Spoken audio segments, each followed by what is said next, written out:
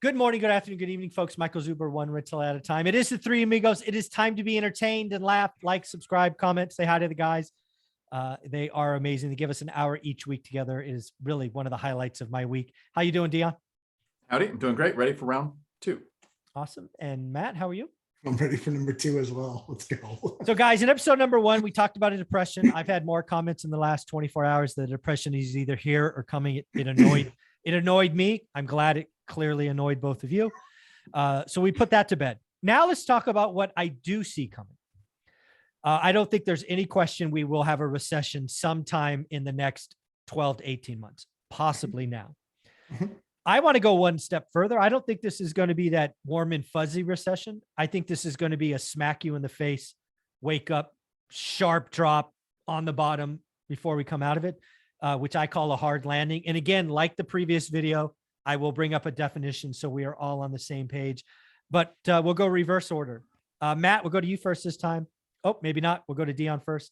If I was going to tell you we're going to have a hard landing in a recession in the next year, would that shock you? Would you see that? Would you feel that? What do you think? No, actually, I don't see it being a soft landing when in the last month, different government agencies are hitting corporate America asking for people not to get raises. When the government is asking companies to stop paying so much that is contributing to inflation, it tells me that I think we're going to have a pretty hard landing. Like it's going to be a rough ride. Yeah. And how about you, Matt? If I told you a hard landing, a hard recession, in sometime in the next 12 months is going to hit us, what would you say? I'm still sticking by my call. It's going to be Q4 this year, Q1 next year. I still think that. I think yeah, right. It's going to be nasty. Right now, if I had to pick our three guesses, I think your horse is currently leading. I was fairly confident in mine, but I am no longer confident in Q2. If you want to know how I got there, I just really bet on super stupid. And I was like, what's the dumbest things that they could possibly do? And that's how I ended up with my opinion. So far, they're not disappointing you. Yeah, they're not disappointing. They consistently remain stupid. Listen, if you for 1 second think that Powell didn't say 0.75 to a bunch of people before that was released, you're not that bright. He clearly sent a whisper smokescreen text. 1,000%. 1,000%. That's the only reason that the market wasn't down another $1,000 when he, or 1,000 points when he did it. Yeah. Like, and Mike, real quick, that's why I hate the stock market. Oh, I totally agree. Because it didn't affect my house or my rents one bit. Yeah. And that was a complete inside game. Yeah. And if you were on the wrong way when that whisper came, you got crushed. Yeah, I don't play. But okay, so same deal. Let's bring up the definition so we are once again on the same page. So it's probably obvious to you two. They stole the hard landing concept from flights and landings. Was that obvious to you two? Hard landing, soft landing? Yes. Yeah, I would think so. As a guy who hates flying, yeah. Hard landings, all landings. Yeah. Well, I guess landings are okay, but I hate hard landings. You can always tell an Air Force pilot because they just slam it into the ground. Yeah. So hard landing refers to the market economic slowdown and downturn following a period of rapid growth. Hello, folks. What do you think the last 2 years was? The term hard landing comes from aviation, where it refers to the kind of high-speed landing that will not actually crash. It is a source of stress as well as potential damage and injury. Yes. Love this metaphor so far. The metaphor is used for high-flying economies that run into sudden and sharp check on their growth, such as monetary policy, hello, intervention meant to curb inflation, hello, economies experience a hard landing, often slip into stagnant period or even recession. That is what I think is coming. I think the Fed is clearly raising rates. They have only just started. We are seeing, the housing market crashing transactions. Yeah. Builders crashing new builds down 17%. All things Greg Dickerson called on Monday, especially about new builds. The lending market is drying up, which is a big source of capital, right? We got $6 trillion last year. We're not going to get this year in refis. So a big sucking sound is liquidity coming out, and that is going to damage the economy. It's going to be like running into a brick wall. And we are going to have a hard landing. It's going to be very, very scary. especially if you've only been doing this 10 years, this hard landing is going to suck. And all I got to do is tell you to buckle up. Yep. What do you got, Matt? Yeah, I mean, I talked to an agent this week that last year sold 23 homes. This year sold 2 so far. There we go. That didn't totally expected it. I talked to one of my bankers, and the last 4 weeks, 0 applications on the commercial loan side. There you go. 0.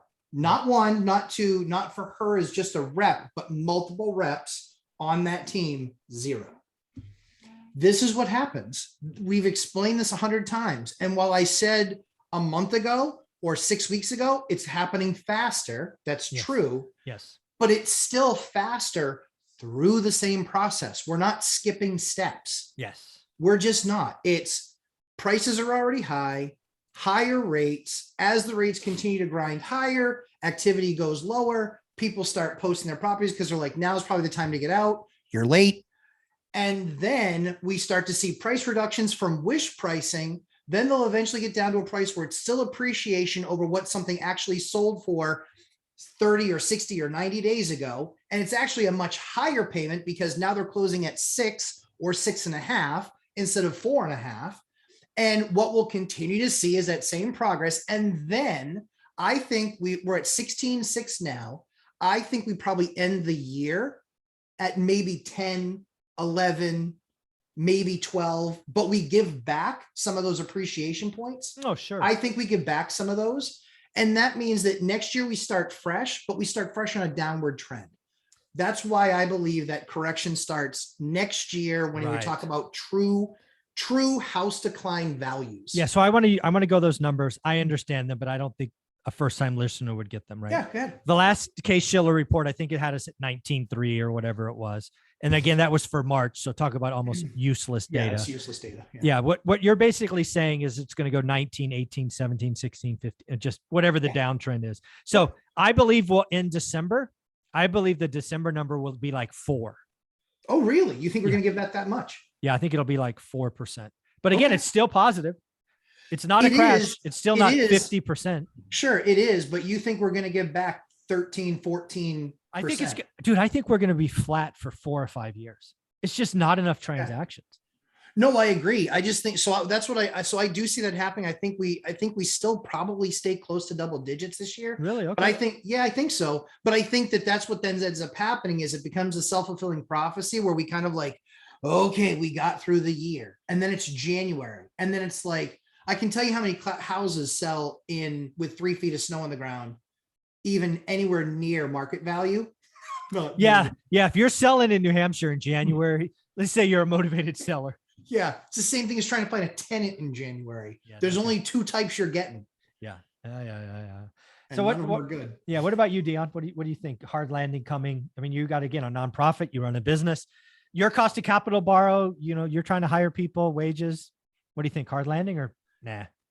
So Matt made his call by 2023, getting the recession based on stupidity. Like what's the stupidest thing they could do? Here's the assumption. I made my call of Q1, Q2 this year based on greed. I think the incumbents want all of the trauma to happen as early in the year as possible. So we can either be in a partial bounce or showing some kind of recovery so that come Q3, they could say, if you want the real recovery that we're on now to continue, you need to keep us in office doing this policy. So whatever levers they can pull as early as possible in the year, we were trying to get the trauma out of the way. That's my assumption. Uneducated politician person. I don't think that's wrong. I just think they're ineffectual. And so I don't think that they could make it happen that fast. Yeah, if they can't make it good, they can't make it bad. But Oh, they can make it bad. There's plenty of things you can do to make it bad. Yeah. So again, I think we are in for kind of a combination 08.com era, which probably means something to Matt and I. We experienced both. Dion. Yeah, sure. You've kind of were around for both. So let me talk about what's going on. What do I mean by that? First and foremost, I really do think we might see at least a 50% drop peak to trough in the stock market. I think today we're 20, 25, whatever it is. So a lot more pain ahead. We're also going to see a lot of companies go poof, either get bought or go to zero. We're already seeing that in crypto, as it should, NFTs. But what this really means is we are going to have a lot of investors who for 2 years thought they were Warren Buffett, or worse, better than Warren Buffett. That's right. Wake up and realize they're not. Some of those people will never invest again. Some of them will be like Mike Zuber, who thought he was better than Warren Buffett. Then he wasn't. Then he said, hey, what can I learn? What is real? What can I touch?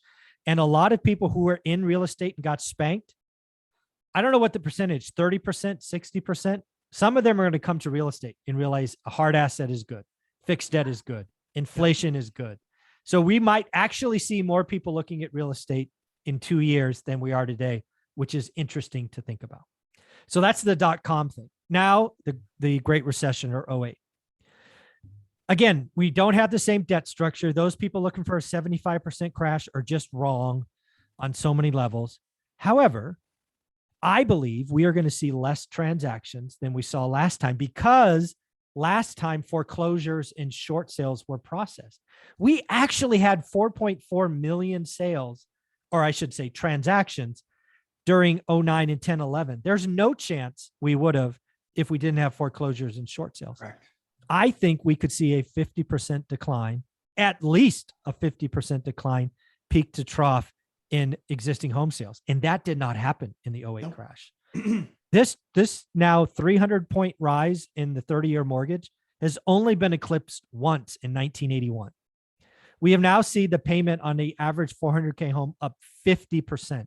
We have horrible demand destruction. We have horrible supply destruction as all these people are stuck. So the housing market is broken. I think it's broken for 2 or 3 years.